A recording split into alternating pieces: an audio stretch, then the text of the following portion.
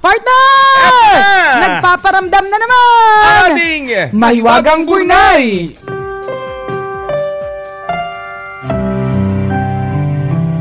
Isang karpintero nagngangalang Juan ang minsang gumawa ng kubo sa tabing ilog.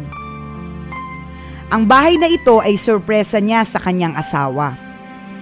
Inumpisahan na ni Juan ang paggawa ng kubo. Ganadong-ganado siya sa pagtatrabaho. Sa sobrang ganado ni Juan ay hindi niya namalaya na napapalakas na pala ang pagpukpok niya ng kanyang martilyo. Sa sobrang lakas ng pagpukpok ni Juan ay aksidenteng humagis papalayo ang martilyo at nalaglag sa malalim na ilog.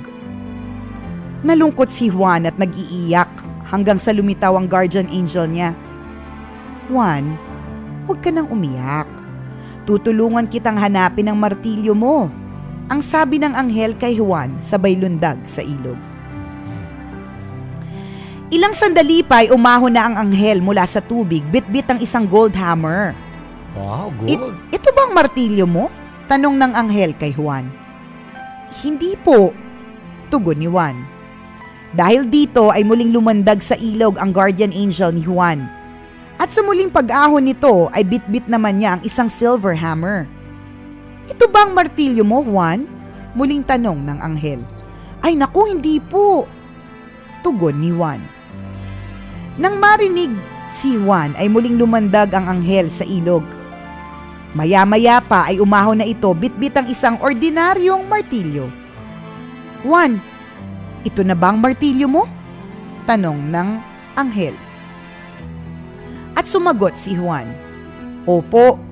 Yan nga po yung nawawala kong martilyo, tugon ng karpintero. Dahil dito ay natuwa ang anghel kay Juan at sinabi, humahanga ako sa iyong katapatan. At dahil hindi ka nagsinungaling, bukod sa ordinaryong martilyo mo, ay ibibigay ko din sa iyo itong gold at silver na martilyo. Masayang sabi ng anghel. Pagkalipas ng ilang buwan ay nabuo na ni Juan ang sorpresang kubo para sa kanyang misis. Hindi na siya nag-aksaya pa ng panahon. Agad niyang isinama ang misis niya patungo sa tabing ilog. Subalit habang naglalakad ang dalawa ay bigla na lamang nadulas ang misis ni Juan at dire-diretso itong nahulog sa malalim na ilog. Umiyak ng malakas si Juan at nagsisisigaw, Saklolo! Saklolo! Tulungan niyo ako! Lumulubog sa ilalim ng ilog ang misis ko! Pagmamakaawa ni Juan. Maya-maya pa ay bigla na lamang lumitaw muli ang guardian angel ni Juan. Huwag kang mag-alala, Juan. Tutulungan kitang hanapin ang misis mo. Ang sabi ng anghel sabay lundag sa ilog. Ilang sandali pa ay umahon na ang anghel sa ilog at kasama nito sa pag-ahon si Britney Spears. Ito ba ang asawa mo? Tanong ng anghel. At mabilis na sumagot si Juan. Opo, siya nga pong asawa ko. Tugon ni Juan. Nalaman ng anghel na hindi nagsasabi ng totoo ang karpintero. Nagalit ito kay Juan at sinabing, sinungaling ka. Akala ko pa naman mabait ka. Galit na sabi ng anghel. Paalis na sana ang anghel nang pigilan siya ni Juan. Sorry po kung nagsinungaling ako. Hayaan niyo muna na makapagpaliwanag ako. Naalala ko lang kasi nung tulungan mo ko nung paghanap ng martilyo ko. Kapag nagsabi ako ng totoo na hindi si Britney ang asawa ko, ay lulundag ka ulit sa ilog at pag-ahon mo kasama mo na si J-Lo. Tapos tatanungin mo ako ulit kung asawa ko ba si J-Lo. Kapag sinabi kong hindi, tatalon ka ulit. At pagbalik mo, kasama mo na ang misis ko. Dahil sa katapatan ko, itsak gagantimpalaan mo ko at ibibigay mo na din sa akin si Britney at si J-Lo. Mahirap lang po ko, Angel. At hindi ko kaya magkaroon ng tatlong asawa. Kaya yes na lang po ang sinabi ko nung una. Paliwanag ni Juan. Ito ang alamat kung bakit nagsisinungaling ang mga lalaki. May rason naman pala kung bakit nila ito nagagawa. Kaya sa mga babae dyan, kayo na ang bahalang humusga at umunawa. Sa huli, ay umalis na ang anghel at hindi yun na muling nagpakita. Inakala ni Juan na nagtagumpay siya sa naging palusot niya.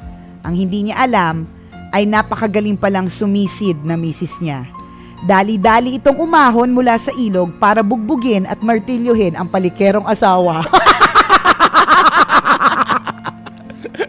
Ano, ha? In the end, kami pa rin mga babae, we win. Alam mo, ano yun eh, bias yung ano na yun, yung story bias yung na kwento. Uy, tandaan mo, ang kwento ng writer na may wagang burnay, lalaki.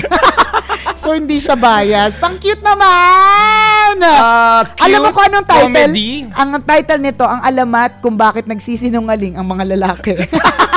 Hindi, pero in fairness sa reasoning ni Juan, wala lang. Naisip ko lang na ever since, kung alamat man ito, ibig sabihin dapat nangyari siya nung unang panahon, di ba? Ever since, ang lalaking galing na magrason. Ang galing ng lumusot. Talent kaya namin yan. Talent! Ang mga kalalakihan, kaya tayo mga kalalakihan, mga kabisyo, talent natin, special skill natin, ang palusot.com. Palusot.com.ph kung Philippines ka, kung nasa States ka, ay nasa Australia, palusot.com.au. Yan.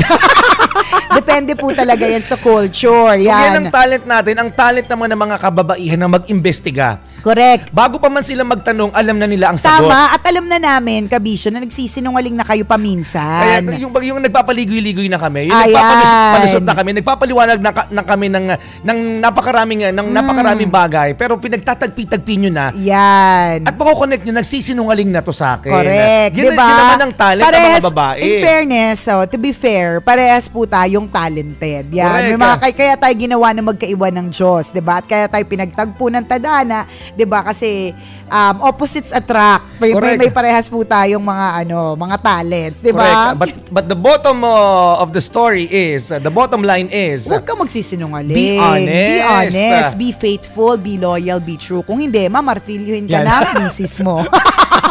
Thank you, Maywagang Burnay, sa isa na namang napakagandang kwento ngayong araw na ito. Ang cute! Ang kwento po ng Maywagang Burnay na ito ay mababasa nyo po sa aming Facebook fan page. I-search nyo lang po, Tambalan! Like, share para marami rin na ma-inspire sa kwento ni Mahiwagang Burnay. At thank you again mga kabisyo for making hashtag ang tanga kasi trend today. Yay! Trending na naman thank tayo. You. Salamat! Thank you po for joining our Twitter party mga kabisyo at importantageous na malaman po ninyo na gagawa po kami ng ilang mga fan signs para po sa aming mga Twitter followers. Thank you po mga kabisyo. Maraming salamat for making Love Radio #1 for 14 consecutive years. Dahil sa inyo mga kabisyo, ang tambalan, walang kalaban, #1 pa more. Ako po si Nicole Yala. At ako naman si Cambio King Christopher. Na nagpapaalala, walang matatag na relasyon sa malanding may determinasyon. Yun!